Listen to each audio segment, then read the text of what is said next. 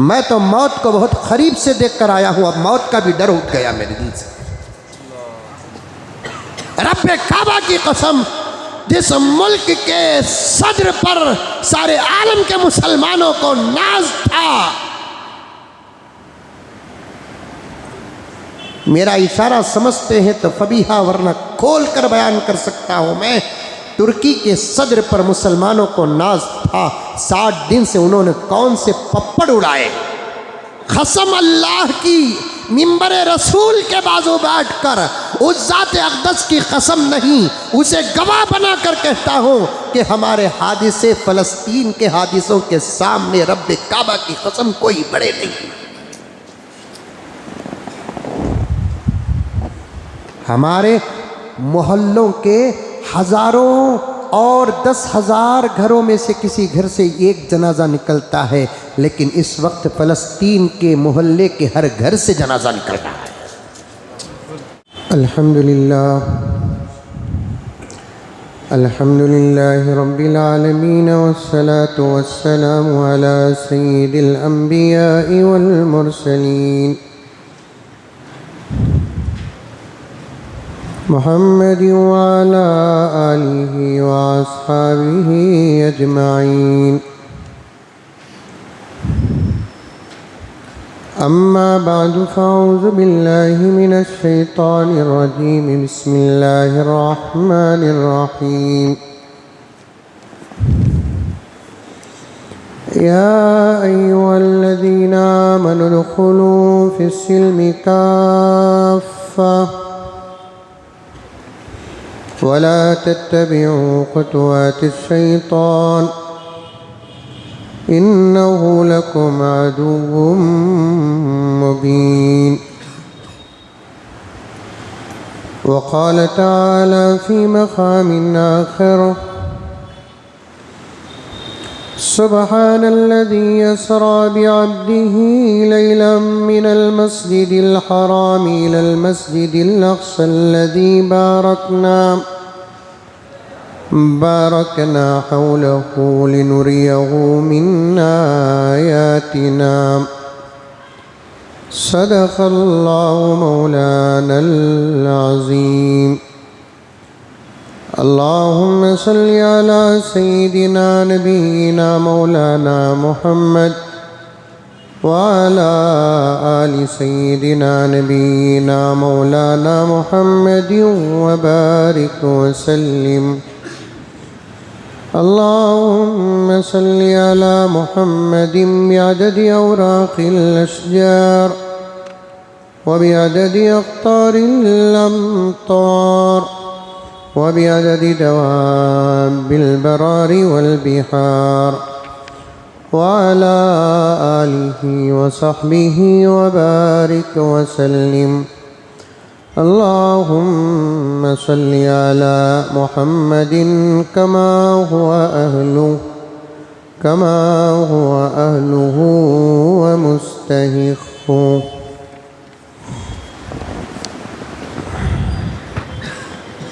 मुअज़्ज़ज़ सामीन किराम, पूरी मोहब्बत के साथ, शौक़ के साथ, उल्फत के साथ, प्यार के साथ, अदब के साथ, एहतराम के साथ, इखलास के साथ दिल की गहराई से एक मरतबा दरूद शरीफ पढ़ लें।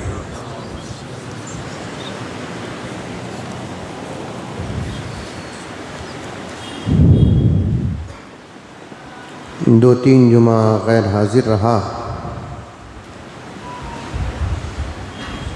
एक छोटा सा ज़ाती वाक़या पेश आया। अल्लाह तबारक व तआला का बहुत बड़ा करम और उसका एहसान रहा।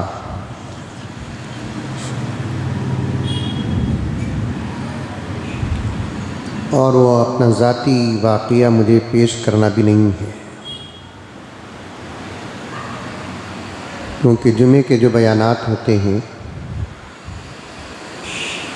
वो उम्मत के हालात और दीन की अमानत होते हैं, ज़ाती वाक़यात बयान करने के मौक़े नहीं। और इस वक्त तवज्जो चाहता हूँ इस जुमले पर।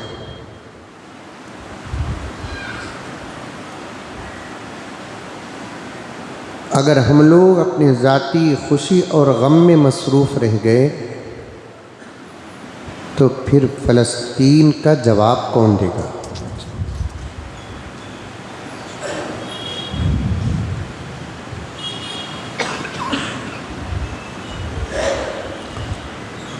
दुनियावी ज़िंदगी को लोग बहुत मामूली समझते हैं,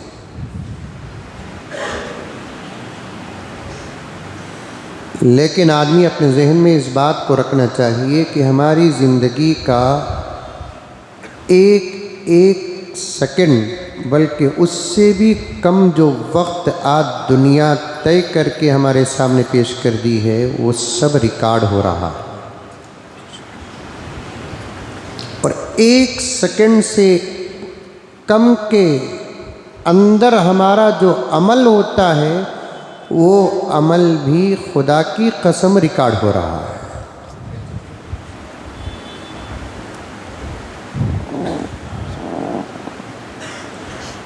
और आज ये बात किसी को समझ में आ जाए तो वो अल्लाह का वली है।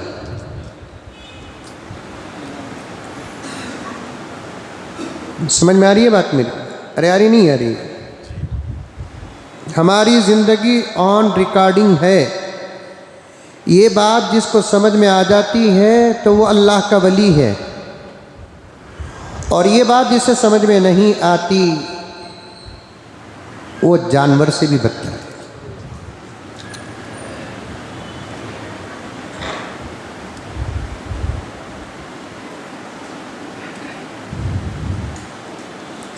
मरने के बाद हमको तो हमारे ज़िंदगी के एक एक सेकंड का हिसाब देना है। बाज़ औलियाउल्लाह अस्फिया, एक हैं शरीयत के इमाम, एक है तसव्वुफ़ के इमाम। समझने की कोशिश करें आप। शरीयत के जो अइम्मा होते हैं वो कुरान और हदीस के लिए अपनी ज़िंदगी को सर्फ करते हैं, उनके अंदर भी तक़वा होता है। हमारे रियासत कर्नाटक के अमीर शरीयत दुवम हज़रत मौलाना मुफ्ती अशरफ अली साहब रहमतुल्लाहि अलैह हकीमुल मिल्लत, जानते होंगे, अभी करीब में इंतकाल हुआ, जिनके पास हम लोगों को बुखारी शरीफ पढ़ने का मौका मिला। हज़रत फरमाते हैं कि हर इमाम वली होता है और हर वली इमाम होता है। मिसाल के तौर पर हज़रत इमाम अबू हनीफ़ा इमाम है लेकिन अल्लाह के वली हैं। शेख अब्दुल कादिर जीलानी रहमतुल्लाह अलैह वली हैं, फिर भी वो इमाम है।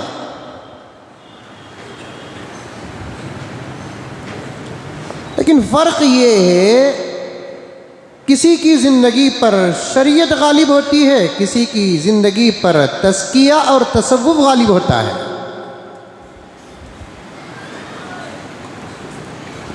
इमाम अबू हनीफ़ा रहमतुल्लाह अलैह भी एक बहुत बड़े अल्लाह के वली हैं, गौस कह सकते हैं, खुतब कह सकते हैं। हमारे नज़दीक गौस किसे बोलते हैं?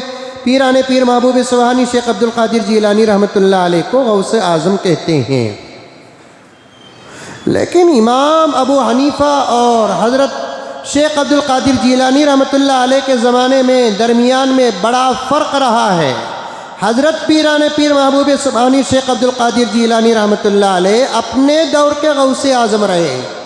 इमाम अबू हनीफ़ा उनसे आगे।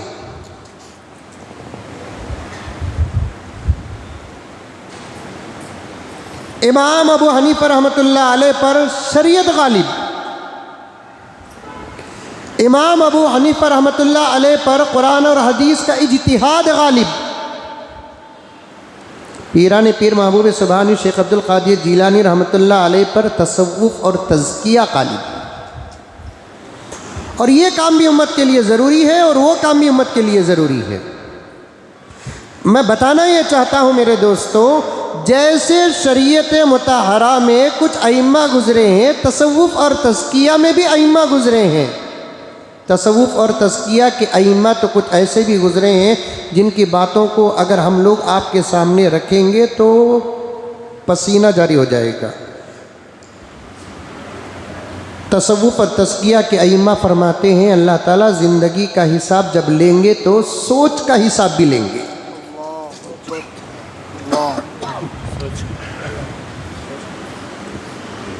बाज़ औलिया फरमाते हैं सोच का हिसाब नहीं, बाज़ औलिया फरमाते हैं कि सोच का भी हिसाब।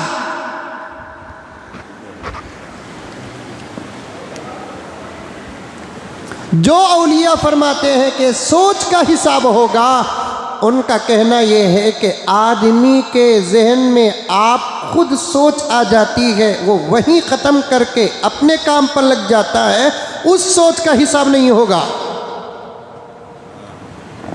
और ये बात समझ में, सडन जहन में आया, कपन पार्क में हूँ, एक छोकरी सीटी मार रही है, शैतान है ना भाई, बुरे ख्यालात पैदा करने वाला शैतान होता है, अच्छे ख्यालात पैदा करने वाला अल्लाह और उसका फरिश्ता होता है।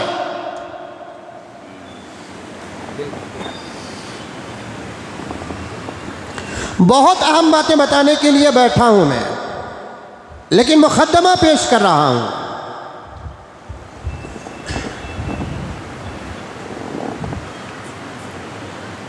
अच्छे ख्यालात फ़अल्हमहा फुजूरहा व तक़वाहा, अच्छे ख्यालात भी अल्लाह ताला दिलों में डालते हैं।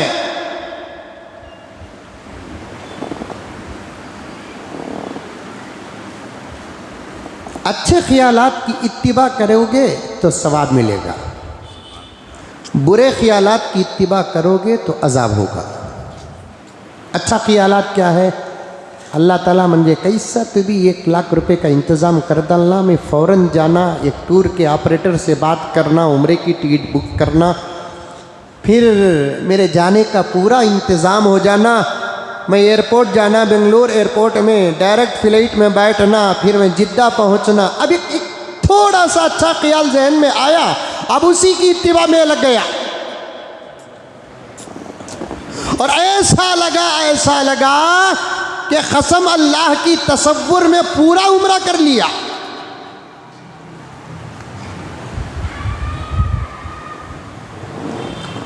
मेरे अल्लाह का रहम है कि ये सोच पर भी अल्लाह तबारक व तआला उसे अजर अता फरमाते हैं।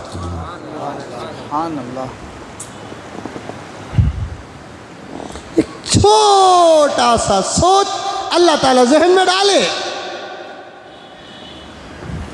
और कितने गरीब इस किस्म की सोच में लगे रहते हैं मालूम है आपको? लाखों करोड़ों गुरबा इस सोच में लगे हैं। क्या भी एक इंतज़ाम हो जाना, वो भी हलाल पैसे का, 1 लाख रुपए, ये तो 2 लाख रुपए, मैं भी मेरी बीवी जाना, अल्लाह के घर को सामने से देखना, अल्लाह के घर को छूना, हजरत अस्वद का बोसा लेना। अभी सोच में लगा है, इत्तिबा कर रहा है, पीछे जा रहा है सोच में।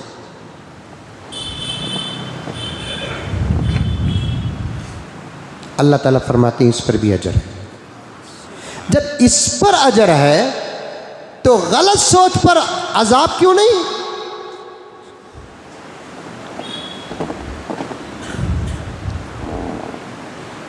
मैं जाऊं, मुंबई को जाऊं, कोलकाता जाऊं, अय्याशी के अड्डे में जाऊं, ऐश में मुब्तला हो जाऊं, गलत काम में मुब्तला हो जाऊं, बुरे काम में मुब्तला हो जाऊं, मुझे दुनिया का ये मज़ा मिले, ये मज़ा मिले, ये मज़ा मिले, और सोच में मगन है। बाज़ औलिया फरमाते हैं कि इस सोच का भी हिसाब होगा। अगर वहीं उस सोच को काट देता है, हज़रत मौलाना हकीम अख्तर साहब रहमतुल्लाह अलैह फरमाते हैं, गलत सोच बार बार आना विलायत की अलामतों में से एक अलामत है।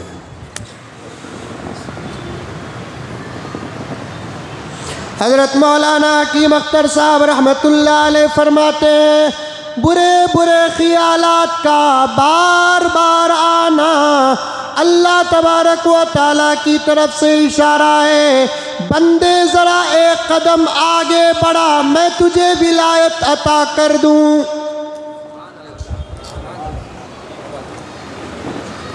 हजरत, बुरे ख्यालात आना विलायत की अलामत कैसे?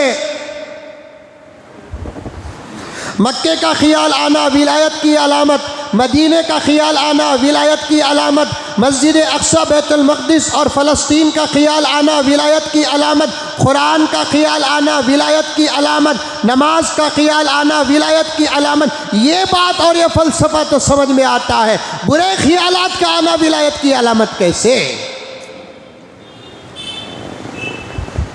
सवाल सही है कि नहीं है? करना था कि नहीं करना था? तुम लगा, अरे बोलो रे बा, करना था कि नहीं करना था? अच्छा ख्याल आना विलायत की अलामत है, बुरे ख्यालात आना विलायत की कैसे अलामत है? मौलाना हकीम अख्तर साहब रहमतुल्लाह अलैह फरमाते हैं, बुरे ख्यालात शैतान पैदा करता है और शैतान उसी के ईमान पर हमला करता है जिसका ईमान मजबूत होता है।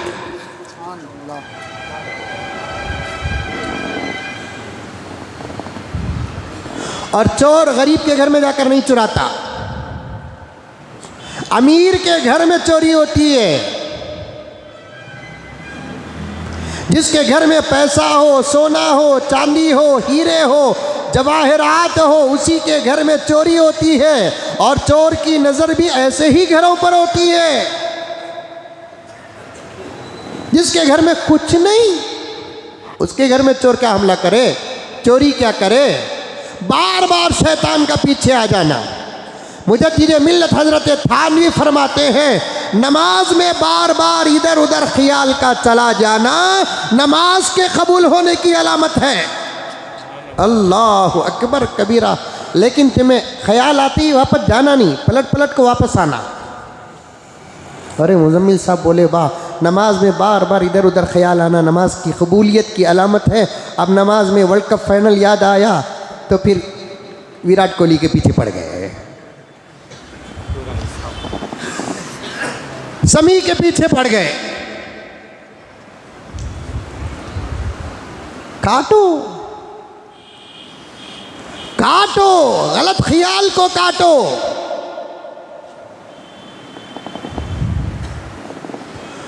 ये सूफियाना गुफ्तगू है, फिर कभी इंशाअल्लाह ताला मौका मिल जाए तो आपके सामने रखूं। लेकिन बताना ये है कि अल्लाह तबारक व तआला के कुछ औलिया फरमाते हैं कि सोच का भी हिसाब होगा, इसलिए हम अपना वक्त ज़ाय नहीं कर सकते। जुमे का जो वक्त होता है वो दीन की अमानत है।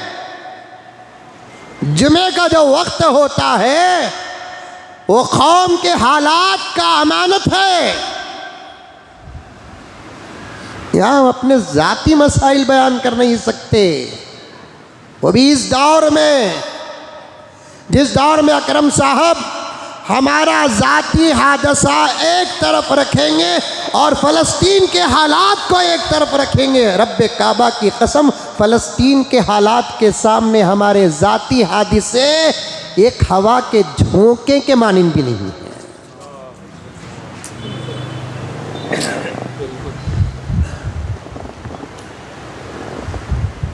इसीलिए मैं तकरीबन कई दिन से ये सोचता रहा और ये ख्याल आता रहा कि मुसलमानों, खुदा करे कि सारी दुनिया में ये बात चले जाए,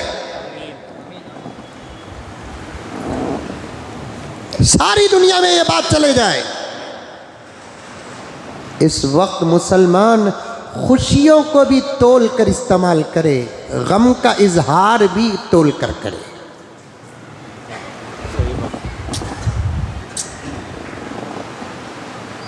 हमें कहाँ की फ़लस्तीन कहाँ की, ये सोचने वाला पागल है। फ़लस्तीन कहीं और नहीं, हमारे सीनों में है।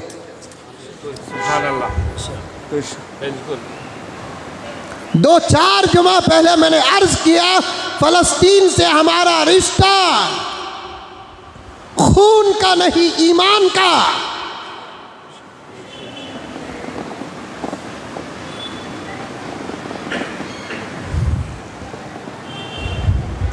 होगा 3,500-4 हजार किलोमीटर का सफर। एक महबूब एक मुहिब के दरमियान में मसाफत लंबी होती है, लेकिन जुमला क्या निकलता है हजरत? ज़माने के निगाहों में मेरा आशिक दूर है, लेकिन मेरे निगाहों में मेरा आशिक मेरे दिल से भी ज़्यादा करीब है। और अल्लाह भी हमारे लिए यही फरमाते हैं, मेरे बंदे मैं तुझसे इतनी मोहब्बत करता हूँ, इतनी मोहब्बत करता हूँ, कायनात का सबसे बड़ा होकर भी मैं तेरे से दूर नहीं हूँ, तेरे से इतना करीब हूँ कि तेरे शहरक भी तेरे उतना करीब नहीं जितना मैं तेरे से करीब हूँ। नानु अक़रबु इलैहि मिन हब्लिल वरीद। ऐ मेरे बंदे, मैं तेरे से तेरे शहरक से भी ज़्यादा करीब हूँ। तेरी माँ तुझसे दूर, तेरा बाप तुझसे दूर, तेरी औलाद तुझसे दूर, तेरी बिस्तर की शरीक, तेरी बीवी, तेरा शौहर तुझसे दूर। मेरे बंदे, मेरी इज्जत की कसम, ना मैं तेरे से दूर हूँ ना तू मेरे से दूर।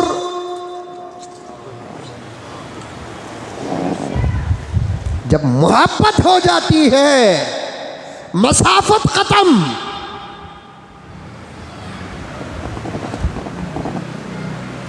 मोहब्बत हो जाती है तो दूरियां खत्म। मोहब्बत हो जाती है तो मंजिलें खत्म। और मुझे साफ साफ कहने दो, आज जजीरतुल अरब फलस्तीन को दूर इसलिए समझ रहा है कि अरब के दिलों में फलस्तीन की मोहब्बत नहीं। आज ओमान और खतर, बहरीन, दुबई फलस्तीन को दूर क्यों समझ रहा है? उनके दिलों में फलस्तीन की मोहब्बत नहीं।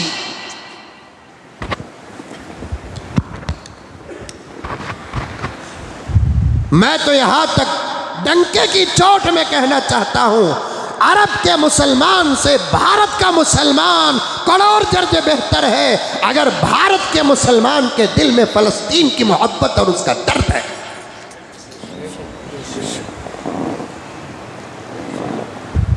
ये मोहब्बत रखने वाले और ये मोहब्बत करने वाले अफराद अगर अरब की ज़मीन में होते तो आज इसराइल का नक्शा ही कुछ और होता।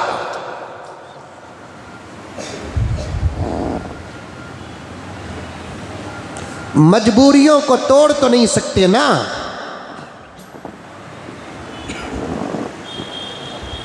हद जहां तक है वहां तक जा सकते हैं, उससे आगे तो जाने क्या हुक्म खुद शरीयत देती नहीं। और हमारी हद दुआ, हमारी हद फलस्तीन का दर्द, हमारी हद फलस्तीन की मोहब्बत, हमारी हद फलस्तीन का ईमान। उससे आगे अगर हमारी हदों के रास्ते होते तो कसम अल्लाह की करोड़ों मुसलमान इस वक्त अपने घरों में ना होते।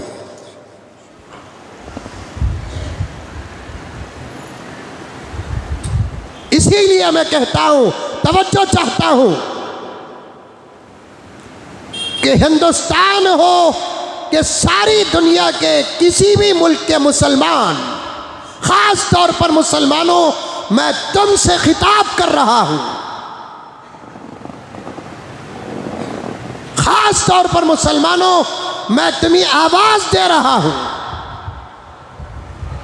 तुम्हारे सामने खुदा की कसम यह पैगाम रख रहा हूं, अपने गम को फलस्तीन से बड़ा न समझो और अपनी खुशियों को फलस्तीन के सामने जाहिर मत करो।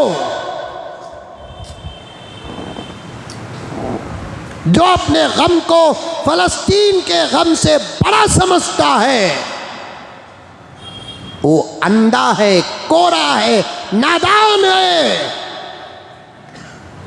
और अपनी खुशियों को इतना जाहिर करता है, चाहे वो शादी की खुशी हो क्या या ईदैन की खुशी हो, वो इतना जाहिर करता है अगर ये खबरें, ये तस्वीरें हमारी खुशियों की फलस्तीन तक पहुंच गई तो फिर अहलिया ने फलस्तीन पुकारेंगे किसे? बुलाएंगे किसे?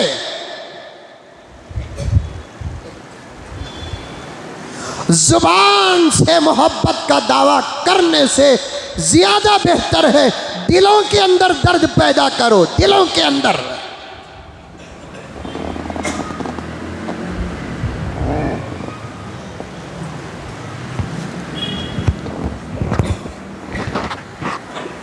जुबान से हमदर्दी 60 दिन से हो रही है। 50 पर 7 ममालिक हमारे अपने, कितने? 50 पर 7, 57 कंट्रीज 7 दिन से फलस्तीन को धोखा दे रही है। मौत तो बरहक है, क़यामत बरहक है। मौत का पैगाम हमको मिला इन 50 पर 7 ममालिक के जरिए। क़यामत का सबक मिला इन 50 पर 7 ममालिक के जरिए। 60 दिन से, तवज्जो चाहता हूं मुनव्वर साहब, 60 दिन से फलस्तीन के बच्चों को, 60 दिन से फलस्तीन की माओं को, 60 दिन से फलस्तीन की बहनों को, 60 दिन से फलस्तीन के बूढ़ों को 50 पर 7 मुल्क के जिम्मेदारान व रहबरान जिनके हाथों में अपने मुल्कों की ताकतें हैं, एक फलस्तीन को धोखा दे रहे हैं।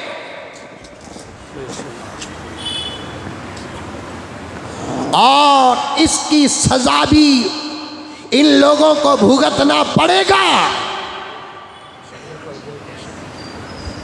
अल्लाह के फैसले कभी देर होते हैं लेकिन जरूर होते हैं।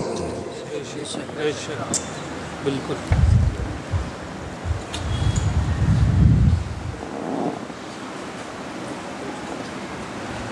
अल्लाह के फैसले देर होते हैं लेकिन जरूर होते हैं। मुझे साफ कहने की इजाजत दें, 60 दिन से क्या सऊदी अरब फलस्तीन को धोखा नहीं दे रहा? ओमान, कतर, दुबई धोखा नहीं दे रहे? और मुझे साफ साफ कहने दीजिए, मैं तो मौत को बहुत करीब से देखकर आया हूं, अब मौत का भी डर उठ गया मेरे दिल से। रब्बे काबा की कसम, जिस मुल्क के सदर पर सारे आलम के मुसलमानों को नाज था,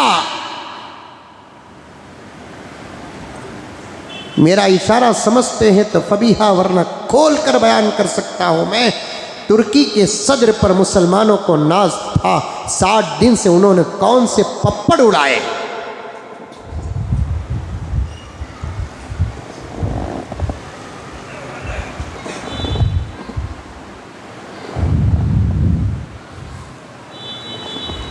सिर्फ ज़बानी दर्द, ज़बानी दर्द, दिलों में दर्द नहीं है। और हम तो जाहिरी तौर पर बहुत दूर हैं। मेरे एक एक भाई और मेरी एक एक बहन इन जुमलों को खुदा की कसम मुझ पर नजर न करें। ऐसे करोड़ों पैदा हुए, करोड़ों खत्म हो गए। अल्फाज पर, जुमलों पर नजर रखें।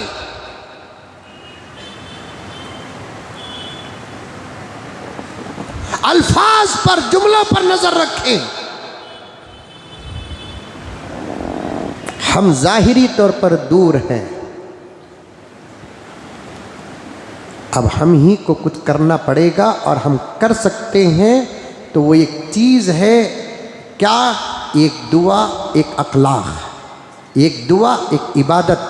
चंद चीज़ें इंशाअल्लाह ताला वक्त रह गया तो मैं पेश करूँगा, उन चीज़ों को जमा करो। हो सकता कि किसी की दुआ से सारी दुनिया में इनकलाब आ जाए। हमारा दर्द अब कोई बड़ा दर्द नहीं है फ़लस्तीन के सामने।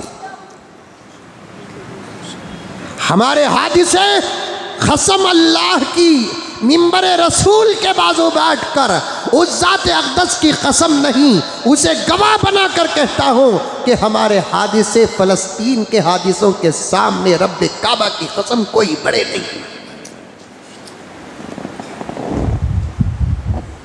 हमारे मोहल्लों के हज़ारों और 10,000 घरों में से किसी घर से एक जनाजा निकलता है, लेकिन इस वक्त फ़लस्तीन के मोहल्ले के हर घर से जनाजा निकल रहा है।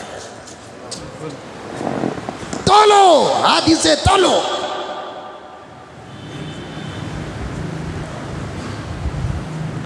हमारे घरों के जनाजों का सबब बीमारी, फ़लस्तीन के घरों के जनाजों का सबब बीमारी नहीं, दुश्मन के हमले। हमारे हादिसे बड़े नहीं। अगर हम हमारे हादिसों को बड़े बना लें और हम दुनिया व मा फीहा से बेखबर, फ़लस्तीन से बेखबर, मजलूमों से बेखबर, शहीदों से बेखबर, हमारी खुशियां ही हमारी जिंदगी अगर बन जाए, वही जुमला बयान करने के लिए आधा घंटा लग गया करम साहब। अगर हमारे हादिसे बड़े बन गए, हमारे वाक़ये बड़े बन गए, हमारा गम बड़ा बन गया, हमारी तलमलाहट बड़ी बन गई, या हमारी खुशियां ही हमारी जिंदगी दुनिया व मा फीहा से बेखबर होकर, फ़लस्तीन से बेखबर होकर, मजलूमों से बेखबर होकर, यतीमों से बेखबर होकर, शहीदों से बेखबर होकर हमारी खुशियां ही हमारी ज़िंदगी बन गई। अहले फ़लस्तीन पुकारेंगे किसे? बुलाएंगे किसे? एक दौर वो था। आज मेरी मस्जिद में बैठे हुए एक एक नौजवान से गिरेबान की पट्टी पकड़कर मैं पूछना चाहता हूँ, तारीख से तुम्हें कितनी वाकिफियत है? गुजरे हुए दौर को तुम कितना जानते हो? ये दौर वो था, अगर दुश्मन घूर कर भी किसी मुसलमान को जुल्मन देखता तो उस इलाके के लोगों को पुकारने के लिए कोई ना कोई जुबान पे नाम जरूर था। पुकारने के लिए कोई ना कोई नाम जरूर था। तारीख में एक जंग हुई। आज शादियां देखो, हमारे शादियां देखो, लड़की के बाप को नहीं मालूम कि इस जमीन में फ़लस्तीन भी है। लड़की के बाप को नहीं मालूम कि इस जमीन में फ़लस्तीन भी है। हमारे जलसे देखो। मैं एक जलसे को गया तो शानदार इस्तकबाल हुआ। मैंने फौरन डांटा, ये जलसा फ़लस्तीन के उन्वान पर मुनक़िद है और ये इस्तकबाल बता रहा है कि तुम्हारे दिलों में दर्द नहीं है। कोई सीरत का जलसा होता, कोई और उन्वान का जलसा होता तो अलग बात थी।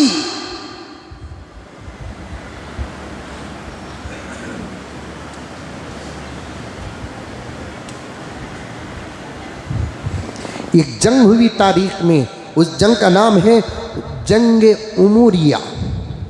नामा याद रखो, खाली पिक्चर के नामा एक ही याद नहीं।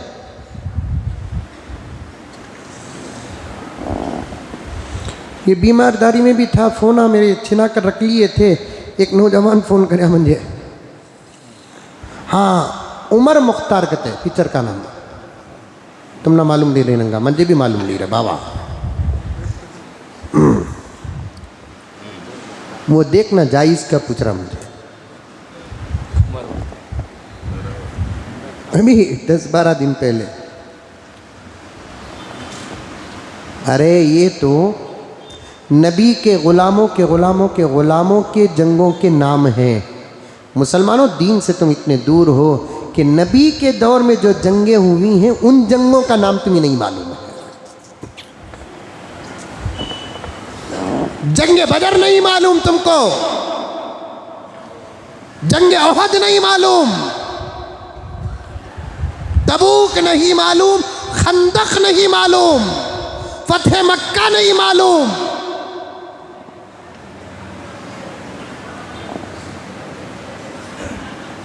ये उन्वान इतना जल्दी नहीं छूटेगा इंशाअल्लाह।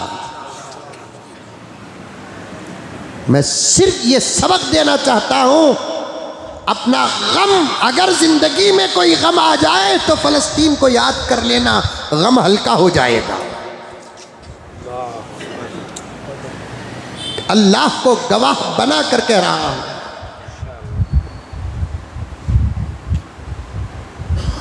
और एक लफ्ज़ ये भी कहता हूं कि फ़लस्तीन में ख़ियामत नहीं है, ख़ियामत बुरे लोगों पर आती है।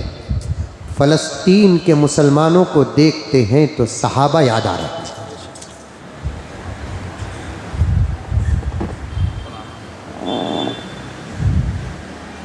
शहादत पेश होना कोई बुरी बात नहीं, लेकिन गम में तो शरीक होना है हम लोगों को। और इस्लाम सामने वाले के दर्द का जो लिहाज रखता है, सारी दुनिया में है कोई मज़हब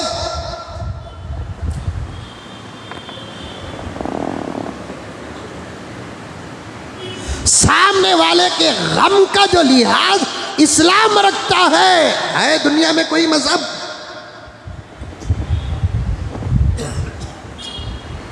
माने या ना माने, इस्लाम इस्लाम है।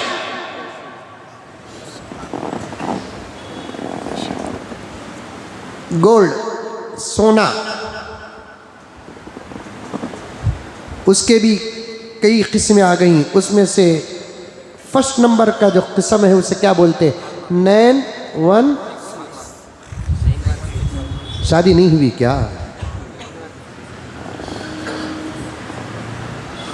दौलत के पीछे इतना पड़ा है, शादी हो जा को पहली रात आती है मुलाकात की, जोरू को बाद में देखता, उसके जेवर को पहले देखता। घुघू वर्जिनलिच क्या बोलकर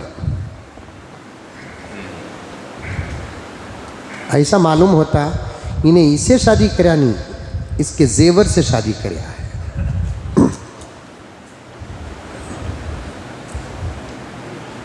हमें बदले बगैर हालात नहीं बदलेंगे मुसलमानों।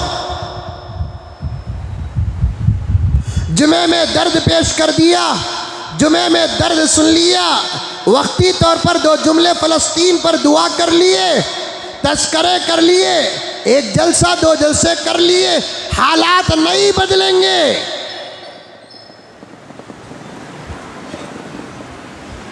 चौबीस घंटे का जब तक जुनून एक एक मुसलमान के अंदर फ़लस्तीन के मुताल्लिक़ जब तक पैदा नहीं होगा, सारे आलम में हालात नहीं बदलेंगे।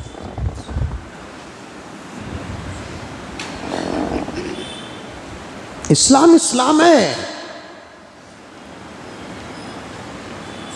सोने का इनकार करो तब भी सोना सोना है, सोने का इकरार करो तब भी सोना सोना है। इस्लाम का इनकार करो तब भी इस्लाम इस्लाम है, इस्लाम का इकरार करो तब भी इस्लाम इस्लाम है।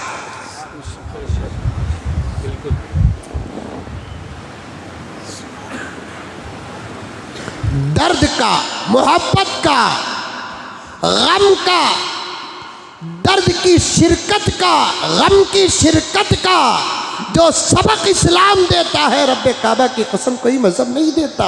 आज वही मजहब वाले इतने बेखबर।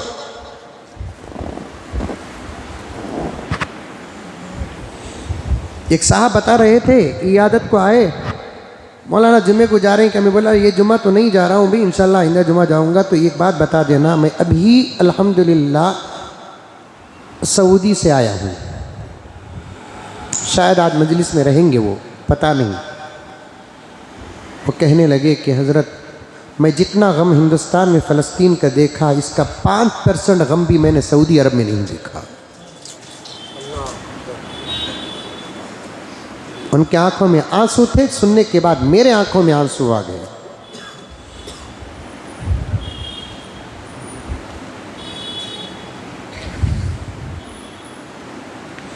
मैंने जो तबसरे, मैंने जो जुमात, मैंने उलमा के जो बयानात, अल्हम्दुलिल्लाह पूरी जुर्रत के साथ, पूरी सनद के साथ फ़लस्तीन की हिमायत में हमारे मुल्क भारत के अंदर मैंने जो देखा, 5% भी मैंने सऊदी अरब में नहीं देखा। कौन है सऊदी अरब? जहां अंबिया पैदा हुए, जहां मेरा नबी पैदा हुआ, जहां कुरान नाजिल हुआ, जहां अल्लाह का घर, नबी का रोज़ा, जहां मुझे मोहब्बत का पैगाम सारे आलम को मिला, जहां से इंसानियत का पैगाम सारे आलम को मिला, जहां से दर्द का पैगाम सारे आलम को मिला, जहां से उखुवत का पैगाम सारे आलम को मिला, जहां से मजलूमों के साथ देने का पैगाम सारे आलम को मिला, आज उस जमीन का हाल ये है। क्यों? मैं सोचने के बाद इस नतीजे पर पहुंचा, चाहे किसी भी मुल्क का मुसलमान क्यों ना हो, उसकी ज़िंदगी से कुरान और हदीस का रिश्ता, अल्लाह और अल्लाह के रसूल का रिश्ता कट या छूट जाता है, वो दुनिया के नज़रों में तो इंसान होता है, हकीकत में वो शैतान से भी बदतर हो जाता है। वरना दर्द का पैगाम, मोहब्बत का पैगाम, गम की शिरकत का पैगाम इस्लाम जो देता है, नहीं। दुनिया का कोई मजहब मजहबी एतबार से नहीं देता।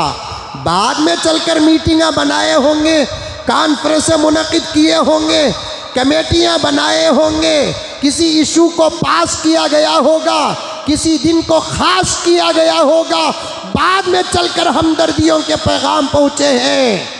जैसे कि यौम वालिदैन, यौम असातिज़ा, यौम मरीज़ान, यौम मरहूमीन, फलां और फलां। इस्लाम किसी दिन माँ बाप के लिए ख़ास नहीं करता, हर दिन माँ बाप का है।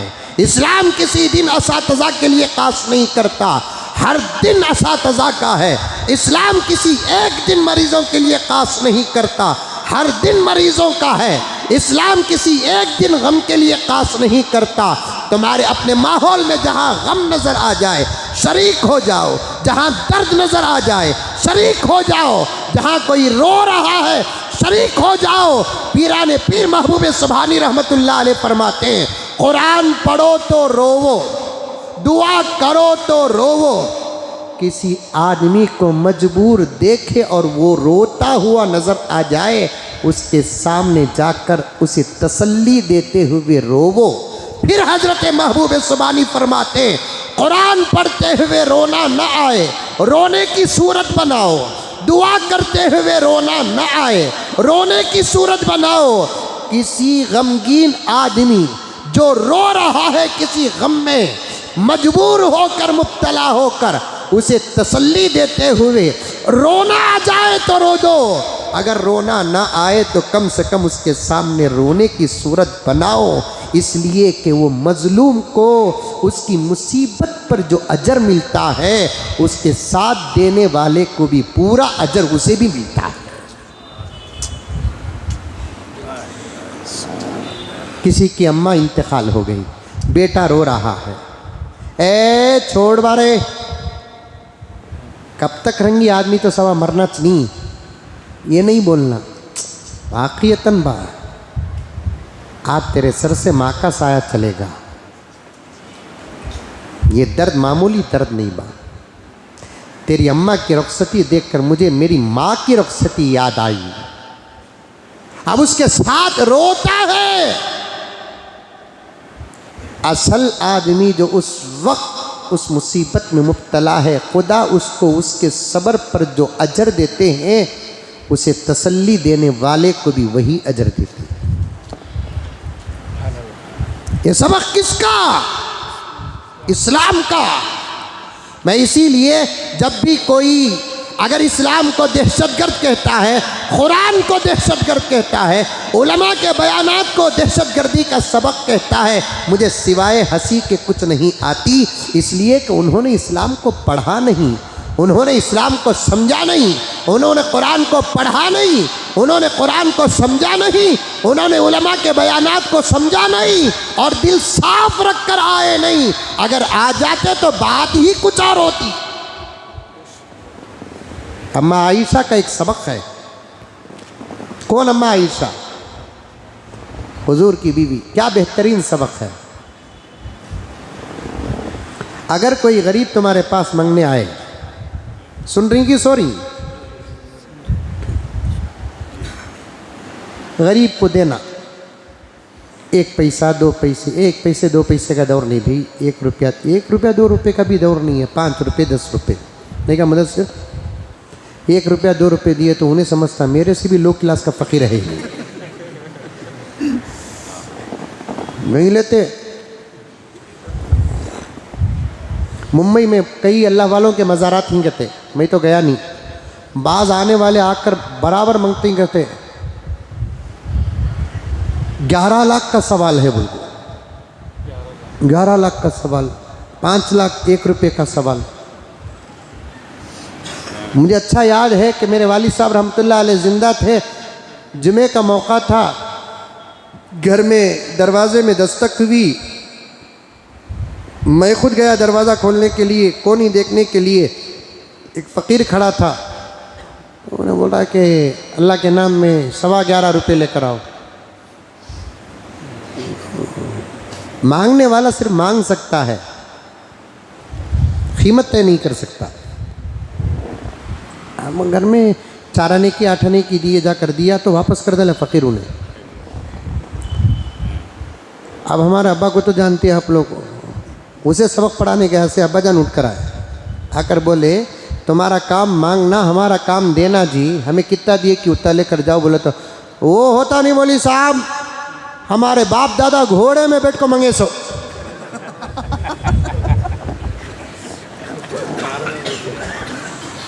लिया तो 11.25 रुपये चले तो नहीं तो नहीं लेता।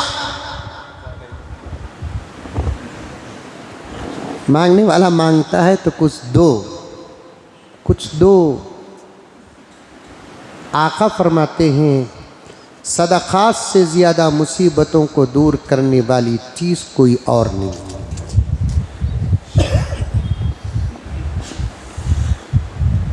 सिगरेटों पर पैसा खर्च करने वाले, पान परागों पे पैसा खर्च करने वाले और चाय और दूसरे वाहियात पर पैसा खर्च करने वाले रोज़ाना 100, 150, 200 रुपये बर्बाद करते हैं।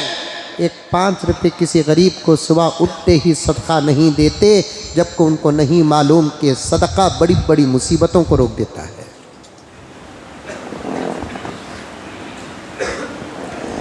हज़रत ईसा अलैहिस्सलाम का ज़माना था, वाक़या बयान करना है जंगे उमूरिया का। एक धोबी मोहल्ले में कपड़े धोता था और उस ज़माने में हाथों से अपना धोते थे। अब हमें बड़े किस्मत वाले हैं कि हम ना वॉशिंग मशीन धोती हैं, और आज तक मुझे वॉशिंग मशीन का धोना पसंद आया नहीं, मैं भी मजबूरी छूं सो नहीं जी, वॉशिंग मशीन में धोए तो पसंद आता नहीं, तो बेट को धो कती उन्हें क्या बेटा,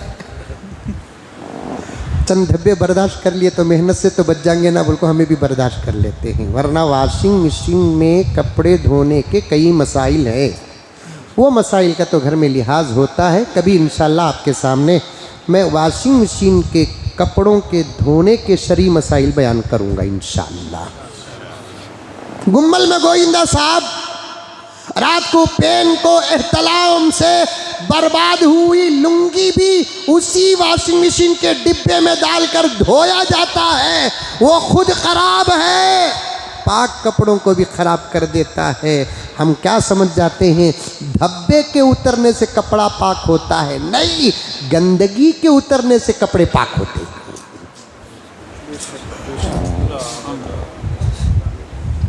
लफ्ज बोले तो तुम्हें बोलेंगे क्या रे सुधर गया, बोले तो समझे तो इन्हें अभी भी सुधरा नहीं ना बोल कर रहे। फिर भी क्या करूं मेरे बाबा, निकरांत अलग जगह पर डालकर धोना, सूफ से अच्छे कपड़ों में मिलाकर धोने का हुक्म नहीं है।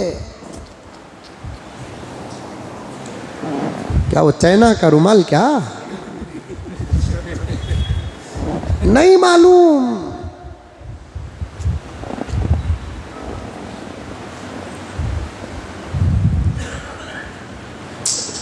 अल्लाह अकबर कबीरा। और कपड़ों को मामूली मत समझो, शायद अल्लाह ताला दे रहा है, मुझे इस वक्त में सोचा भी नहीं, खुदा की कसम सोचा भी नहीं, लेकिन एक बात इस वक्त आ रही है तो जहन में मैं बोल रहा हूँ, कपड़ों की तहारत को मामूली मत समझो। नमाज के 7 शराइत में से ये कपड़ों का पाक होना भी शर्त है। 6 शर्त आपके पास हो, एक कपड़ा पाक ना हो, काबे के अंदर भी नमाज पढ़ोगे, कबूल होना तो दूर की बात की अदा भी नहीं होगी।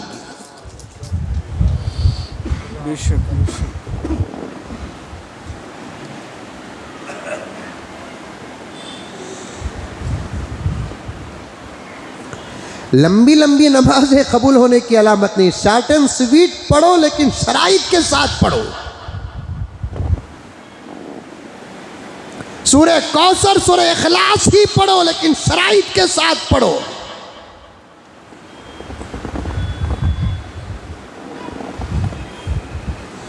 जिस जमाने में हाथों से कपड़े धोते थे, शरीय एतबार से भी कपड़े पाक थे, आज वॉशिंग मशीन में धो रहे हैं तो शरीयत का सवाल पैदा होता है, पता नहीं कि कितने घरों में ये जवाब रहेगा। आज बोल डाला बोल को घर में जाकर जोर वहाँ पर कभी जुल्म करो न को, तुम्हें बैठ को धो। हाँ हजरत गए मौलाना बोले वॉशिंग मशीन में धोए तो कपड़े पाक होते नहीं, कहते बैठ को धोगे, उन्हें बोलती तू बैठ को धो रहे। अब दोनों के आगे और तुरे में मई बर्बाद हो जाती है, तो मैं भी बैठ कर धो।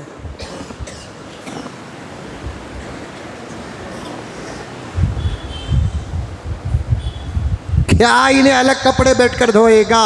वॉशिंग मशीन में धोने का काम आसान रहकर ही जब इन्हें साथ नहीं देता तो अलग धोएगा क्या खाक? कभी धो।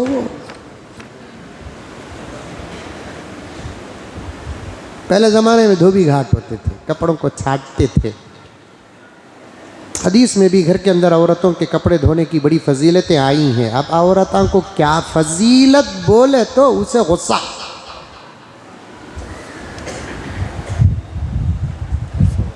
औरतों की मेंटालिटी भी इतनी सख्त हो गई है, पहले इनके दिमाग में बम्मा डालना।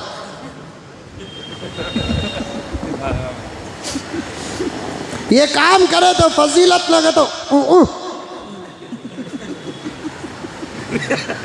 ये समझ जाना ये फजीलत इसे पसंद नहीं।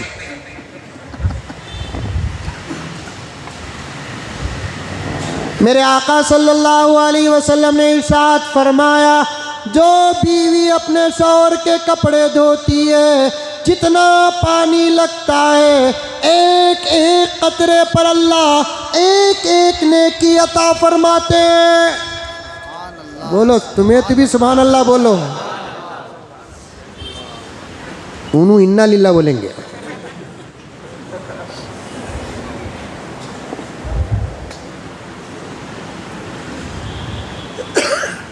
जब वो औरत अपने शौहर के कपड़े को मजीद पाक करने के लिए छांटती है, कपड़े का पत्थर में टक्कर लगने से जो आवाज़ आती है, अल्लाह ताला को उसकी आवाज़ मैदान जिहाद के मुजाहिद की तकबीर के बराबर पसंद आता है। पहले ज़माने में ये सब आवाज़ सुने हमें। सुबह सुबह रात को भीगने दालाल को सुबह को देखे तो छाटले को रखते थे और डराते भी थे। सब ये जुमला बोल को कर यार छाट डाल तू। अब ये जुमला चलेगा कि ये तो छाट कितनी नहीं ने।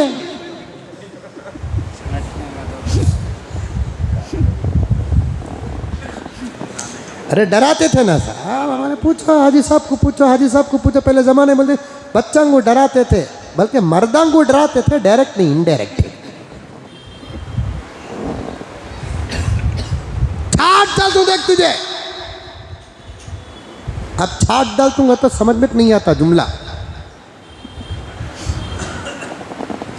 प्यारे आका सल्लल्लाहु अलैहि वसल्लम ने इरशाद फरमाया, उस कपड़े को सुखाने के लिए जब दिन की धूप में डालती है, सूरज की शुआ पड़ती है, तो वो शुआ भी उस औरत के लिए मगफिरत की दुआ करती है।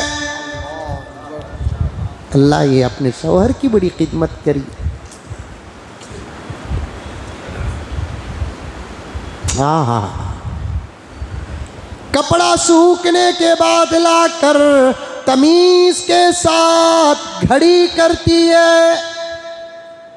अब घड़ी नहीं बोलना, जरा एडवांस स्त्री।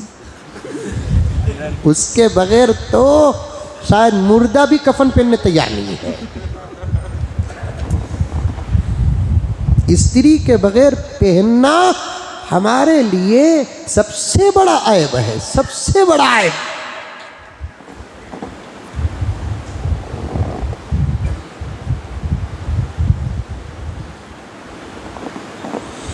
सच कह रहा हूं, नया कपड़ा कफन बनकर आ रहा है। जो स्त्री से आरास्ता है तो मुर्दा पहन रहा है। उसी कपड़े को अगर धोकर, नहीं तो पुराना कपड़ा ले ला काको मैयत को रख को लपटे, तो मैयत बोलेंगे क्या रे समझे, आखिरी कपड़ा भी ये सूरत का।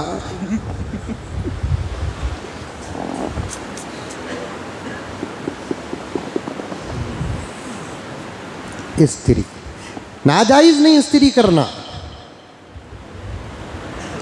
खुजू जीनतकुम, जीनत इख्तियार करो। अपने कपड़े भी खूबसूरत बनाओ। खूबसूरत का तो शरीयत के मुताबिक अच्छे रहना, जुब्बा वास्कोट पे कपड़ा देखते ही मालूम हो जाना मोहम्मद का गुलाम है। ऐसे खूबसूरत कपड़े नहीं रहना कि देखते ही मालूम हो जाना जो बिडेन का भतीजा है।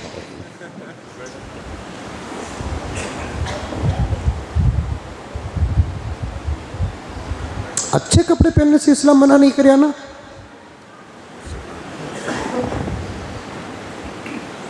खाली नबी के कपड़ों के पैवन के तस्करे चलते हैं। नबी तो ऐसे कपड़े भी पहने हैं कि उस ज़माने में नबी पाक सल्लल्लाहु अलैहि वसल्लम के जिस्म मुबारक के लिए जितने मीटर कपड़ों की ज़रूरत थी उतना मीटर कपड़ा 200 दीनार में फ़रोख्त होता था। इतना कीमती कपड़ा भी नबी ने पहना है। बताया कि मैं हकीकत में दौलतमंद हूँ, लेकिन मेरी उम्मत के गरीबों को याद करके मैंने गुर्बत को इख्तियार किया है।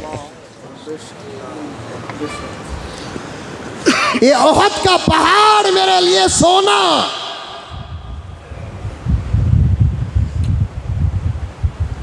मैं बादशाहों का बादशाह हूँ। मेरे दरबार में तो शहंशाह भी गुलाम बनकर हाजिर होते हैं।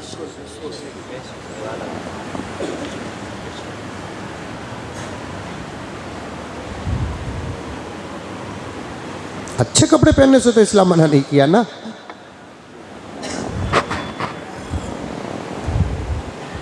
अच्छे कपड़े पहनो, लेकिन शरीयत के मुताबिक। जुब्बे, टोपियाँ, रुमाला, इजारा। तर्रा बीमार पड़ा तो लुंगी पहनिया तो माँ लुंगी को क्या समझ गए, या तो ये नौशों का लिबास है, नहीं तो बीमार का लिबास है। घुग्गुआ, पागला। लुंगी तो वो है जिसको नबी ने पूरी जिंदगी इस्तेमाल फरमाया। कई औलिया उल्लाह तो मदीने मुनव्वरा में बतौर खास लुंगी इस्तेमाल फरमाते। पैजामा के बारे में इख्तलाफ है कि नबी ने इस्तेमाल किया कि नहीं किया है। अक्सर रिवायात इस्तेमाल ना करने के, एक रिवायत या दो रिवायत ऐसे है कि नबी ने कभी इस्तेमाल किया है, लेकिन पसंद तो फरमाया है लुंगी के मुकाबले में पाजामे में शर्म और हया की हिफाजत ज़्यादा होती है, क्योंकि अगर आदमी नॉर्मल तरीके से भी बैठ जाए तो फिर उसके शर्म को कोई नुकसान नहीं होगा। उसे संभाल लेकर बैठना पड़ता है लुंगी को। पाजामा हो तो उसे ऐसा भी बैठो ऐसा भी बैठो चलता, लेकिन तुम्हारे प्यांटा पैजामे में दाखिल नहीं हो। तुम्हारे प्यांटा का फतवा अगर दिया तो मस्जिद में 15-20 आदमी बैठेंगे। सो सच्ची बोल रहा हूँ मैं। तुम्हारे प्यांट में तुम्हारी नमाज जायज़ होती कि नहीं होती, मेरा फतवा तो मेरे अंदाज से मालूम हो गया होगा। अल्लाह सलामत रखे दारुल उलूम देवबंद को, क्या आप पूछ कर देखिए।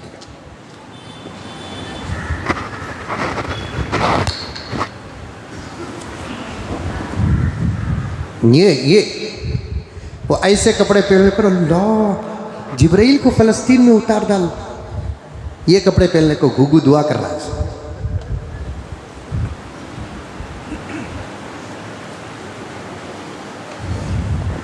कपड़े अच्छे पहनो,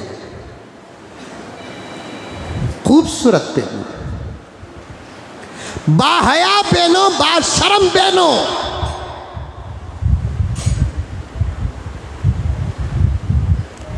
इस्त्री करके पहनना गलत नहीं है, उसे तह करके रखती है। सदक़े पर बात आ गई, इस्लाम के दर्द पर बात आ गई, जंगे उमूरिया पर बात आ गई।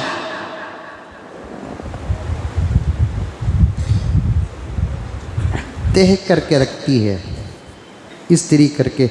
शौहर को जब पहनने का वक्त आता है तो शौहर उठाकर पहनता है। एक तो धोकर अच्छी है, दूसरा इस्त्री कर को है। अब पहनते ही शौहर को खुशी पैदा होती है। वो पुराने दौर के शौहर, आज के दौर के नहीं होना। कितना अच्छा लगे, कौन के धोए सही है।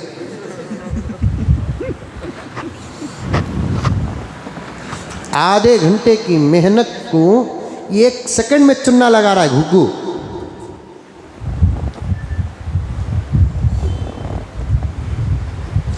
प्यारे आका सबके दो सल्लल्लाहु अलैहि वसल्लम ने फरमाया, जब वो कपड़ा पहनता है शौहर खुश होता है। अल्लाह ताला उस औरत को जिसने उस कपड़े को धोया 200 साल की मकबूल इबादत का सवाब अता फरमाते हैं।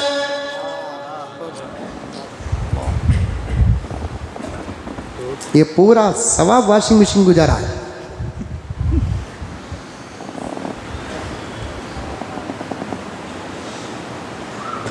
ईसा अलैहिस्सलाम के ज़माने में एक धोबी कपड़े छाटता और धोता था, और कपड़े छाटने की वजह से आवाज़ें जब आती है तो कुछ लोगों ने ईसा के पास आकर शिकायत कर दी कि ए ईसा, ये धोबी से तो हमारी नींद खराब होती है। अब बेचारे धोबी तो फजर के बाद ही धोते हैं कपड़े।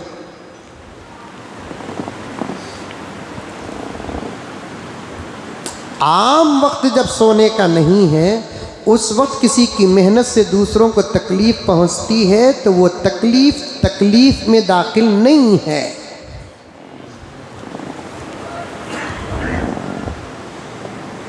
फजर के बाद किसी किस्म के काम से दूसरों को तकलीफ़ पहुंचती है तो वो तकलीफ़ में दाखिल नहीं, क्योंकि फजर के बाद का वक्त सोने का नहीं है।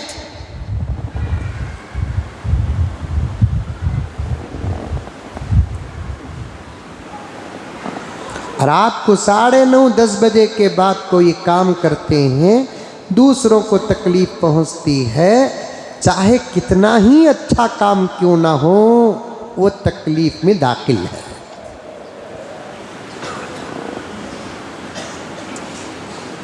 किसी के दर्द का, तकलीफ़ का जो लिहाज इस्लाम ने किया है, दुनिया का कोई मज़हब है तो पेश कर दे।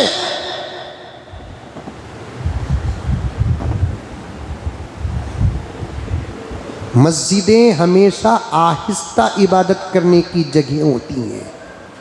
इसीलिए फ़ुक़हा ने फरमाया तुम्हारे सामने कोई सोया है तो उसके सामने तुम ज़ोर से कुरान न पढ़ो, उसकी नींद में तकलीफ़ होगी तो तुम्हारा कुरान का सवाब भी अजाब से बदल जाएगा।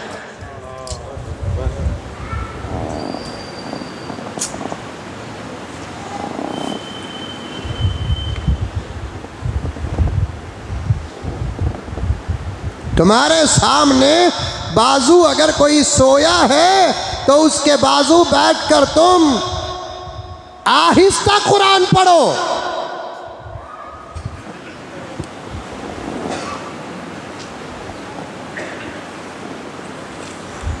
अब पूरे मोहल्ले वाले आकर ईसा से दुआ करने लगे, ईसा इसके लिए बद्दुआ कर दो, तुम अल्लाह के नबी है ना, तुम्हारी बद्दुआ कबूल होती है। अभी ईसा पूछने ही वाले थे कि क्या वास्ते में बद्दुआ करूं, किसी को खामखा बद्दुआ करना जायज़ नहीं है। इससे पहले अल्लाह की तरफ से जिब्राईल आ गए और ईसा को कह दिए कि अल्लाह का हुक्म भी है कि उस धोबी को बद्दुआ कर दो। खुदा को एक राज बताना था। तब ईसा अलैहिस्सलाम हाथ उठाकर दुआ करते, अल्लाह अगर ये धोबी कपड़े लेकर नहर और तालाब के पास आए तो फिर ये वापस घर ना आए, इससे जमात और मोहल्ले को तकलीफ हो रही है। और मुझे कहने दो और सुनो मेरे प्यारो, जिस मुसलमान से दूसरों को शरई एतबार से तकलीफ पहुंचती है उस मुसलमान के जीने से उसका मरना बेहतर है।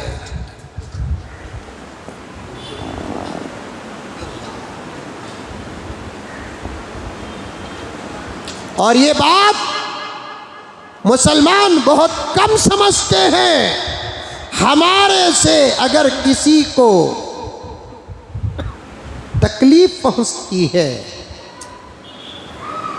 और वो तकलीफ शरीयत के दायरे के अंदर है तो फिर हमारा जीने से हमारा मरना बेहतर है।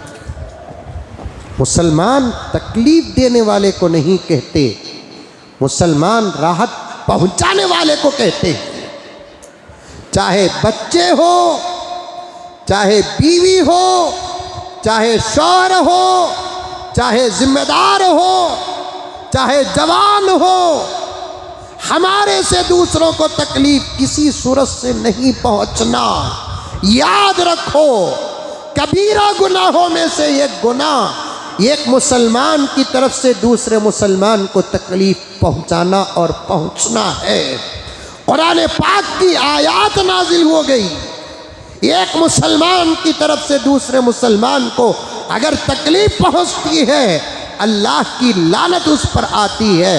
आका ने तो इस्लाम की सनद अता फरमाई, अल मुस्लिम मन सलिम अल मुस्लिमून मिन लिसानिही व यदी, अल्लाहु अकबर। बुखारी शरीफ की रिवायत है। मैं आपको पूछूं, आप मुझसे पूछे मुसलमान किसे कहते हैं, हमारे दरमियान का जवाब होगा जो इमामा पहनता है वो मुसलमान है, जो टोपी पहनता है वो मुसलमान है, जो झुब्बा पहनता है वो मुसलमान है, जो मस्जिदों में नमाजें पढ़ता है वो मुसलमान है, जिसकी पेशानियों में नमाजों के दाग और धब्बे होते हैं वो मुसलमान है, मस्जिद का जो सदर है वो मुसलमान है, सेक्रेटरी है वो मुसलमान है, हज को जाकर आया वो मुसलमान है, उम्रा कर रहा है वो मुसलमान है, एक मुठ दाढ़ी है वो मुसलमान है। ये जवाब या तो मेरा होगा, ये जवाब या तो आपका होगा। लेकिन मोहम्मद रसूलुल्लाह सब कह दो सल्लल्लाहु अलैहि वसल्लम।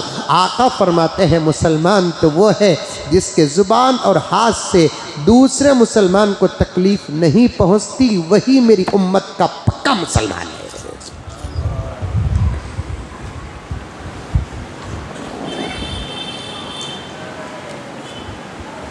कभी इन तमाम बातों को, मेरी नहीं, आवाज़ मेरी है, अंदाज मेरा है, बात कुरान की है, बात हदीस की है, इन बातों को कभी तन्हाई में बैठकर सोचो और अपनी ज़िंदगी के अंदर तलाश करो। है तो तौबा करो, नहीं है तो खुदा का शुक्र अदा करो।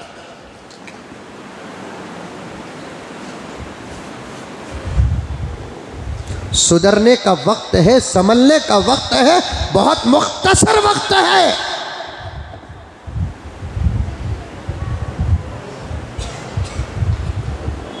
वरना हम नहीं बदलेंगे तो वो चीज़ें हम देखेंगे कभी किसी मौलवी से हमने सुना तक नहीं। एक एक नौजवान से, एक एक बूढ़े से, एक एक माँ से, एक एक बहन से कहता हूँ, इन बातों को कभी तन्हाई में बैठकर सोचो, मुहासबा करो। आका ने फरमाया एक हिसाब खुदा लेता है, एक हिसाब तुम लेते हो। खुदा के हिसाब लेने से पहले तुम अपना हिसाब ले लो, अल्लाह के हिसाब से बच जाओ। हासिबू क़ब्ला अन तुहासबू। आका ने फरमाया अल्लाह के हिसाब लेने से पहले तुम रोज़ाना अपनी ज़िंदगी का हिसाब ले लो। बार बार तुम अपनी ज़िंदगी का हिसाब लेते रहोगे तो तुम्हारे अंदर एक अमल का जज्बा और तौबे की तौफीक पैदा होगी। नहीं, तकलीफ देने वाले को जिंदा रहने की इजाज़त नहीं। अब हज़रत ईसा दुआ कर दी, नबी की दुआ ना साहब कबूल भी हो गई और अल्लाह ने पैगाम भेज दिया, ईसा कल ये मर जाएगा। अल्लाह ने क्या कहा? कल ये मर जाएगा। अब पूरे लोग गांव वाले पूछे क्या हुआ ईसा? हज़रत ईसा ने कहा कि कल ये मर जाएगा। अब गांव वाले खुश हो गए, आज कितना छाटता की छाट ले, तेरी ज़िंदगी का भी एक ही दिन बाकी है। सबा को कपड़े ले ले को तू गया, फिर आता नहीं। अब सुबह ही धोबी गया, रोज़ाना कुछ तो सदका करो, 5 रुपये 2 रुपये, या नहीं तो 1 रुपया मोदी जी बंद करने से पहले करो, वो 1 रुपया तो सलामत रहेगा। डब्बा घर के अंदर रख डालो, बीवी बच्चों की तरफ से रोज़ाना 1 रुपया। हमारे वास्ते 1 रुपया बड़ा है, सदक़े के तराजू में 1 रुपया बहुत बड़ा है। हमारे लिए 1 रुपया छोटा, एक पेपरमेंट नहीं आता, मज़ेदार एक चॉकलेट नहीं आता, लेकिन सदक़े के तराजू में 1 रुपया बहुत बड़ा है। रोज़ाना 1 रुपया लेने वाला नहीं, 30 दिन वो 1 रुपया जमा करके किसी गरीब को 30 रुपये बना कर दे दो।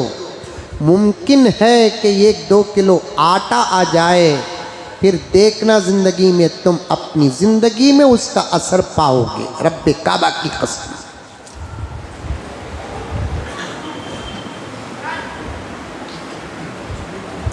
अब दूसरे दिन गया धोबी,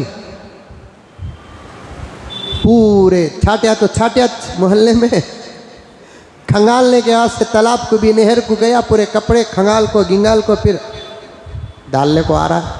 अब सब जने देखे कि मर को अरहंगा, आवाज़ आएगी, खबर पहुंचेगी, आउट, देखे तो खुश को आ रहा है। अब ये धोबी के पास जाने के बजाय सब ईसा के पास आ गए, क्योंकि ईसा बोले ना समा मर जाता है बोलकर। नबी झूठ बोलता है? अरे मुंडी ती भी हलाओ रे बाबा, नबी झूठ बोलता है? नहीं। सदाकत की तस्वीर का नाम है अंबिया, तहारत की तस्वीर का नाम है अंबिया, शुजाअत की तस्वीर का नाम है अंबिया।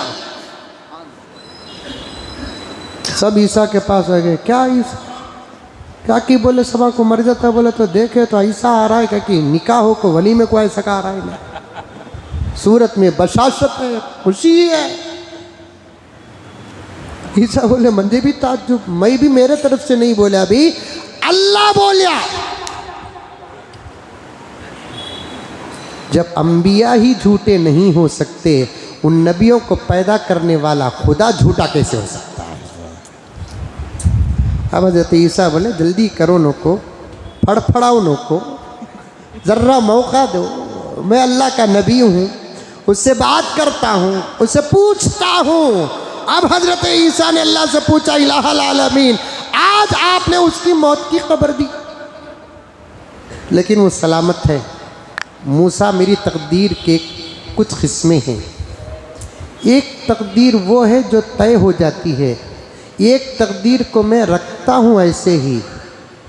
कोई अच्छा काम हो जाए तो उसे हिटा देता हूँ, अगर अच्छा काम नहीं हो जाए तो वो तकदीर उसके ऊपर डाल देता हूँ। आज उसके मरने का मैंने फैसला किया और उसके गंदे कपड़ों में मैंने उसके मौत का इंतज़ाम भी कर दिया। एक सांप को दाखिल कर दिया, सांप को। वो जाकर कपड़े खोलता तो सांप डसता, लेकिन वो जा रहा था अपने गंदे कपड़े लेकर तो रास्ते में एक फकीर नजर आया। उसने पूछा कुछ दे दो, तो इस धोबी ने अपने दोपहर की जो 2 रोटियां रखी थी उसमें से एक रोटी उठाकर उस फकीर को दे दिया।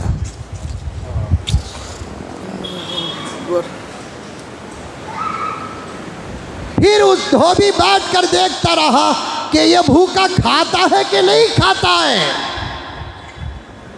वो भूखा एक रोटी खा लिया तो उस धोबी ने पूछा, भाई भूख मिटी?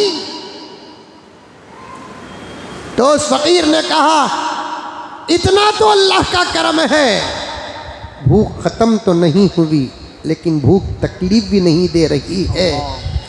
अल्लाह ने तुझे जरिया बनाया तो एक रोटी का इंतज़ार, चल भाई एक रोटी तू और एक रोटी भी खा ले।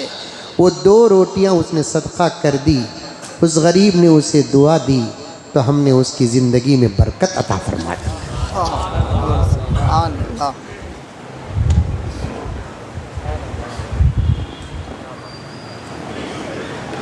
हमने उसके गंदे कपड़ों से उस सांप को गायब कर दिया। कुछ तो सदका करते रहो। मैं 4 जुमा पहले कहा था आपको कि एक बूढ़ी औरत हजरत मौलाना मंजूर नौमानी रहमतुल्लाहि अलैह के पास आकर कहती है कि मैं चूंटियों को रोटी के चूरे डालकर फलस्तीन के लिए दुआ करती हूँ। मेरे दोस्तों, मैं तुमको अपना भाई और दोस्त समझकर ये सवाल कर रहा हूँ, इस वाक़ये के बाद किसने सदका देकर फलस्तीन के लिए दुआ की? हमारी आदत पड़ गई है सुनना। गर्ज इस्लाम इस्लाम है, दर्द का साथ देता है।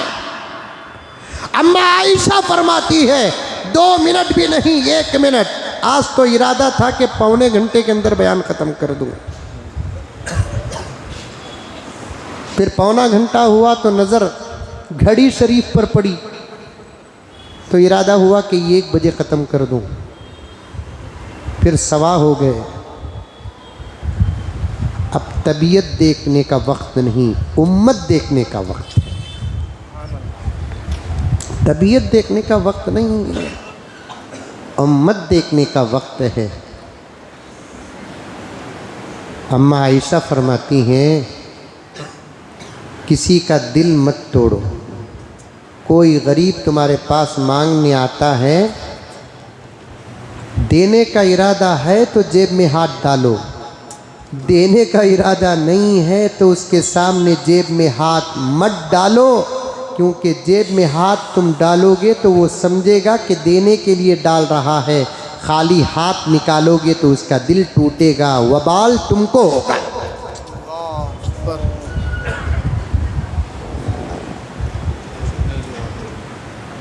इस्लाम रहम वाला मजहब, इस्लाम करम वाला मजहब, इस्लाम दर्द वाला मजहब।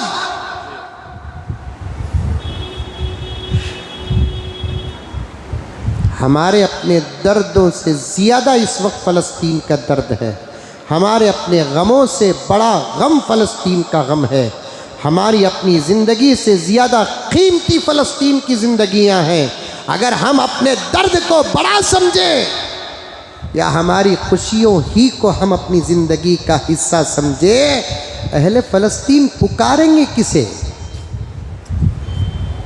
और पुकार पर जो वाक़िया है इंशाअल्लाह ताला आइंदा जो मैं आपके सामने अर्ज़ करूँगा जंगे उमूरिया का, अल्लाह ताला मुझे और आपको और सबको अमल करने की तौफ़ीक़ अता फ़रमाए। आखिर में हज़रत मामून हमारी